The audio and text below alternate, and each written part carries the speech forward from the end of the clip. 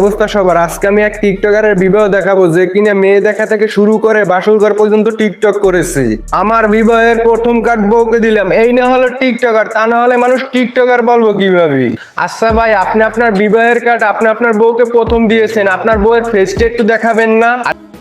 আরে ভাই, মুই যেটা কইছি হেডুইন আপনারা রাগ হইতেছেন কে? হবাই কেবল শুরু হইছে, আর কিছুদিন ওয়েট করেন। বন্ধু বান্ধবের সামনে যাই টিকটকার এবং টিকটকারের বউ ড্যান্স শুরু করবে। ওরে ভাই রে ভাই, নবীতে রাব্বি শৈলী এত কারেন্ট তা থাকতে কেন বাংলাদেশে লোডশেডিং হইতে আছে। যে কিনে তার বিবাহে লজ্জা শরম বুইলে নাচতে আছে, তার পুটকির ভিতর 33,000 ভোল্টের কারেন্ট আছে, আমি নিশ্চিত।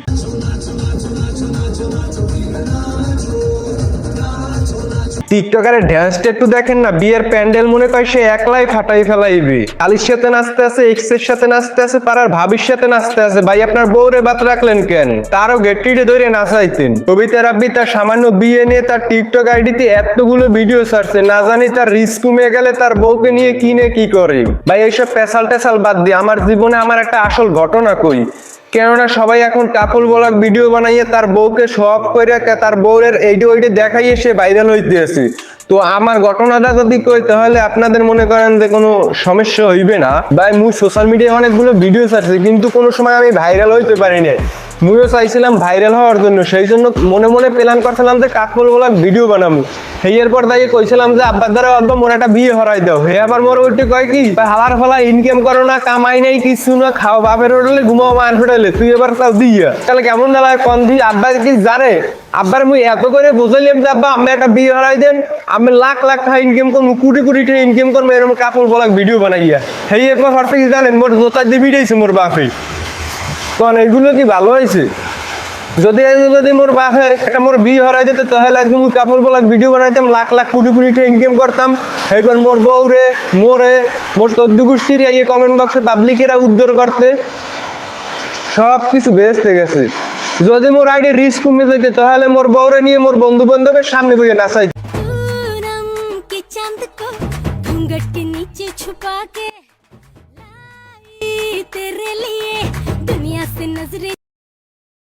पीछे कुआं आगे मेरे खाई तू ही मुझको दुआ किसकी लगी भाई आके पधारा हूँ जो यहाँ इल्ले फिकर 1 2 3 4 get on the dance floor 1 2 3 4 shake the booty shake the top and look around হাতে কি হয়েছে? টাকা তো হইছে, মাল্লু তো কামাইতে পারতাম, লাখ লাখ টাকা কামাইতে পারতাম, কিন্তু এগুলো মোর ফ্যামিলি বোঝাও না, আর মোর বিয়েটাও দেয় না। বয়সও তো কমায় না, অনেক বয়স হইছে।